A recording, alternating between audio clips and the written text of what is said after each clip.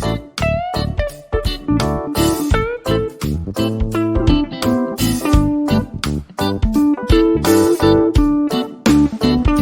Everyone, management मंत्रा के इस video में आप पढ़ेंगे प्रोजेक्ट मैनेजमेंट लाइफ साइकिल या प्रोजेक्ट लाइफ साइकिल।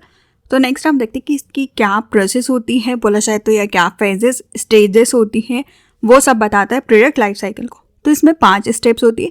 फर्स्ट आता है इनिशिएशन स्टेज, सेकेंड है प्लानिंग स्टेज, थर्ड आता है एग्जीक्यूशन स्टेज, फोर्थ आता है मॉनिटरिंग एंड कंट्रोलिंग स्टेज और फिफ्थ आता है क्लोजर।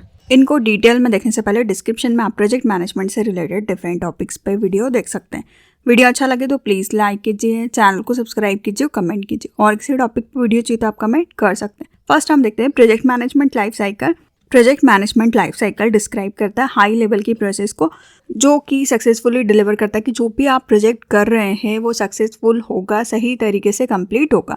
तो प्रोजेक्ट मैनेजमेंट लाइफ साइकिल की हेल्प से आप आपके मनी के वेस्टेज को कम कर सकते, रिसोर्सेज का अच्छा यूज़ कर सकते हैं, और जो भी प्रोजेक्ट अगर आधे से ज़्यादा अनसक्सेसफुल होने वाला है तो आप उसको सक्सेस करवा सकते हैं, उसकी फेलियर को कम कर सकते हैं। तो जो प्रोजेक्ट मैनेजमेंट का लाइफ साइकिल होता है वो स्टार्ट होता है कि आपको कोई आइडिया है, फिर आपने गोल्स को डिफाइन किया, फिर प्लान को एग्जीक्यूट किया और फिर गाइड किया कि उसको आप कैसे कंप्लीट करेंगे। तो इस तरीके से पूरा प्रोजेक्ट का लाइफ साइकिल चलता है। तो जो हमने स्टेजेस देखी इसकी 5, उनको हम डिटेल में देखते हैं। फर्स्ट आता है प्रोजेक्ट इनिशिएशन स्टेज। यहाँ पे आप डिफाइन करते हैं प्रोजेक्ट के गोल को, एवेल्युएट करते हैं फिजिबिलिटी को कि कोई भी प्रोजेक्ट कितना फिजिबल होने वाला है, स्टेब्लिश करते हैं कि प्रोजेक्ट का क्या पर्पस है, स्टेक होल्डर का क्या पर्पस है।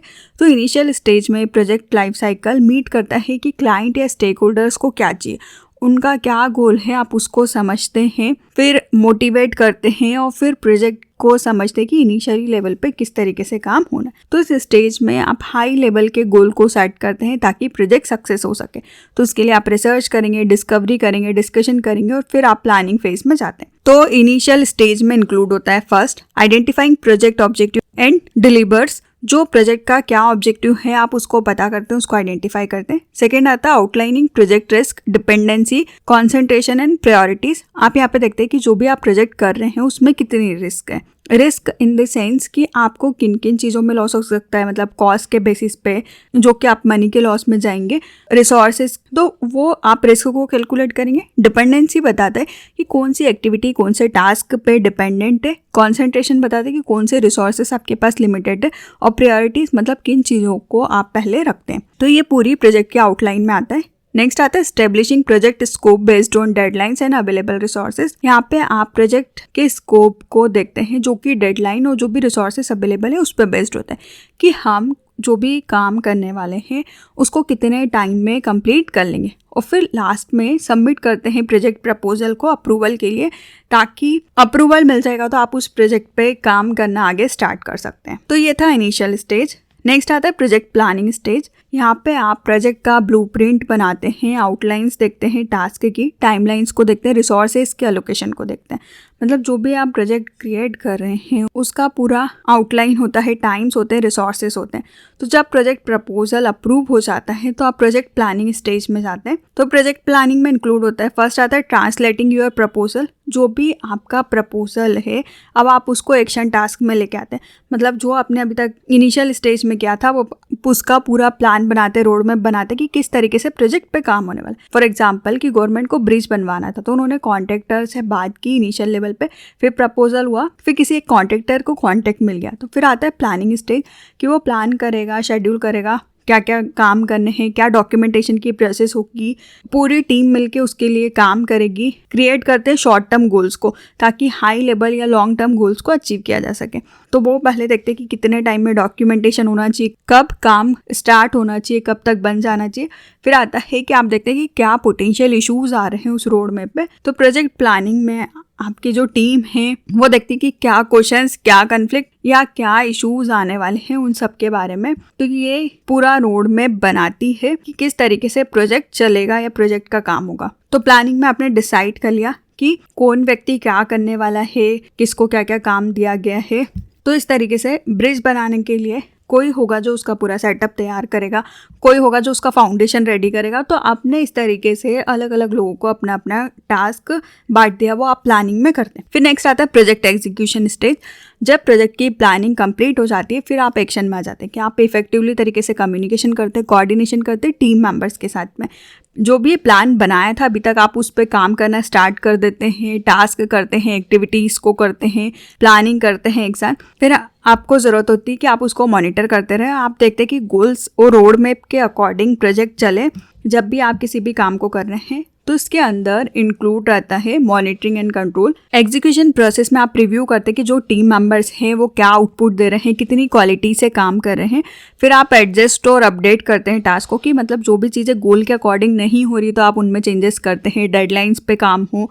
फिर कम्युनिकेशन होता है टीम और स्टेक होल्डर्स के बीच में कि क्या क्या काम हुआ है, उनकी पूरी इन्फॉर्मेशन मिलती है। तो ये एक स्टेटस रिपोर्ट कम्युनिकेट करते हैं कि क्या काम चल रहा है प्रोजेक्ट में, मतलब फाउंडेशन रेडी हो गई है, फिर नेक्स्ट क्या होने वाला है। तो ये क्या एग्जीक्यूशन को बताता है।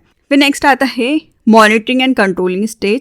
आप यहाँ पे देखते हैं कि जो भी प्रोजेक्ट पे काम चल रहा है उसकी प्रोग्रेस को ट्रैक करना, आइडेंटिफाई करते हैं कि क्या डेविएशन है, कैसे आप नेसेसरी एडजस्टमेंट करेंगे चीज़ों को, जो भी आपने सोचा था उसके अकॉर्डिंग नहीं हुई होगी तो आप उसमें एडजस्टमेंट करते हैं। तो इस स्टेज में आप क्रिटिकल फेजेस को देखते हैं, इंश्योर करते हैं कि जो भी प्रोजेक्ट के ऑब्जेक्टिव्स सेट किए गए थे उसके अकॉर्डिंग काम चल रहा है कि नहीं चल रहा है। तो इस स्टेज में जो प्रोजेक्ट मैनेजर और स्टेक होल्डर्स होता है वो पूरी प्रोजेक्ट की प्रोग्रेस को देखता है कि किस तरीके से परफॉर्मेंस क्या है, मतलब किस तरीके से काम किया है, क्या एडजस्टमेंट चाहिए, मतलब पुल बना है, कैसा दिख रहा है, कैसे डिज़ाइन का हुआ है, क्या क्या चीज़ें गलत हुई है उसमें। और फिर इफेक्टिवली तरीके से मॉनिटरिंग और कंट्रोल, इसमें आप रिस्क को देखते हैं, आप आइडेंटिफाई करते हैं कि क्या इश्यूज आने वाले हैं उस चीज़ में, टाइम पे कंप्लीट हुआ है कि नहीं, जो भी बजट अलोकेटेड था उसके अकॉर्डिंग हुआ है कि नहीं। तो मॉनिटरिंग और कंट्रोल में जो भी आपने गोल सेट किया होगा उससे कंपैरिजन करते हैं बेसिकली, कि जैसा आपने गोल्स में प्लानिंग में सेट किया था उसी तरीके से काम हो, और नहीं होता है तो आप उसमें चेंजेस को लेके आते हैं। तो मॉनिटरिंग एंड कंट्रोल में मेजर और एक्सेस करते हैं, आप प्रोजेक्ट की प्रोग्रेस को देखते हैं कि आप जो भी रिस्क हैं उनको कैसे मैनेज करेंगे, एवेल्यूएशन करना, क्वालिटीज़ को देखना स्टैंडर्ड के अकॉर्डिंग, जो भी क्लाइंट की एक्सेप्टेशंस थी। जैसे आपको गवर्नमेंट ने प्रोजेक्ट दिया था तो गवर्नमेंट देखेगी कि वो पुल उनके अकॉर्डिंग बना है कि नहीं बना है। फिर आप देखते हैं कि क्या चेंजेस करने हैं आपको प्रोजेक्ट के स्कोप के अकॉर्डिंग या रिसोर्सेज के अकॉर्डिंग उसके अंदर। फिर आप मेंटेन करके रखते हैं open line communication stakeholders के साथ में, ताकि आप उनको प्रोजेक्ट की प्रोग्रेस बता सकें। और फिर आप देखेंगे कि प्रोजेक्ट में क्या कन्फ्लिक्ट या इश्यूज आ रहे हैं जो कि प्रोजेक्ट को टाइम पे कंप्लीट होने में या आपकी प्रॉब्लम को रिजॉल्व नहीं कर रहे हैं, जो कि डिले करते हैं, आप उन चीज़ों को भी आइडेंटिफाई करते हैं। फिर नेक्स्ट आता है प्रोजेक्ट क्लोजर स्टेज। अब जब प्रोजेक्ट मॉनिटर और कंट्रोल होने के बाद रेडी हो जाता है फिर आप देखते हैं कि जो भी प्रोजेक्ट हुआ है उससे क्या रिजल्ट आए हैं, आप उसको एनालाइज करते हैं, समरी निकालते हैं लर्निंग के थ्रू, और फिर सारी चीज़ों को प्लान करते हैं।